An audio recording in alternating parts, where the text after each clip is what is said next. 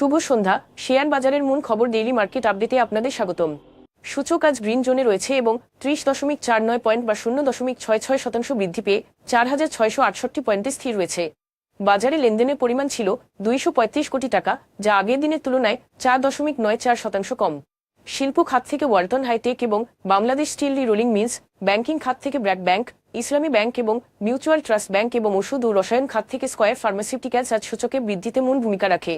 খাতভিত্তিক লাভ লোকসানের হিসেব অনুযায়ী শিল্প খাতে সর্বোচ্চ 1.75% এবং খাদ্য ও আনুষঙ্গিক খাতে দ্বিতীয় সর্বোচ্চ 1.60% মূল্য বৃদ্ধি পায়। অন্যদিকে এনবিএফআই খাতে আজ সর্বোচ্চ 0.51% মূল্য হ্রাস পায়। মূল্য বৃদ্ধি পাওয়া শীর্ষ 20-এ আজ টেক্সটাইল এবং ব্যাংকিং উভয় দুটি খাতে 5টি এবং শিল্প খাতে 4টি করে কোম্পানি রয়েছে। দেশ গার্মেন্টস, শাসা ডেনিমস এবং ন্যাশনালটি কোম্পানি আজ সর্বোচ্চ লাভ করেছে, যেখানে ট্রাস্ট ব্যাংক, রূপালী ইন্স্যুরেন্স এবং ন্যাশনাল ব্যাংক আজ সর্বোচ্চ মূল্য হারায়। রেকর্ড তারিখের পর আজ লেনদেন শুরু হওয়ায় ট্রাস্ট ব্যাংক এবং রূপালী ইন্স্যুরেন্স উভয় কোম্পানি দুটির আজ মূল্য হ্রাস পায়। তবে বাকি শেয়ারগুলোর মূল্য পরিবর্তনের জন্য কোনো মূল্য সংবেদনশীল তথ্য জানা যায়নি।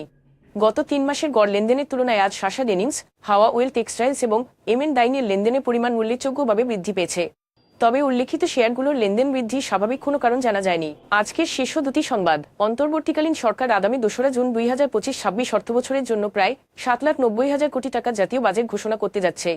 এটি নতুন প্রশাসনের অধীনে প্রথম বাজেট, যা বাংলাদেশের অর্থনৈতিক প্রতিকূলতার মোকাবেলা, ধীরগতি বিনিয়োগ চাঙ্গা করা এবং সামাজিক নিরাপত্তা জোরদার করার জন্য অত্যন্ত গুরুত্বপূর্ণ।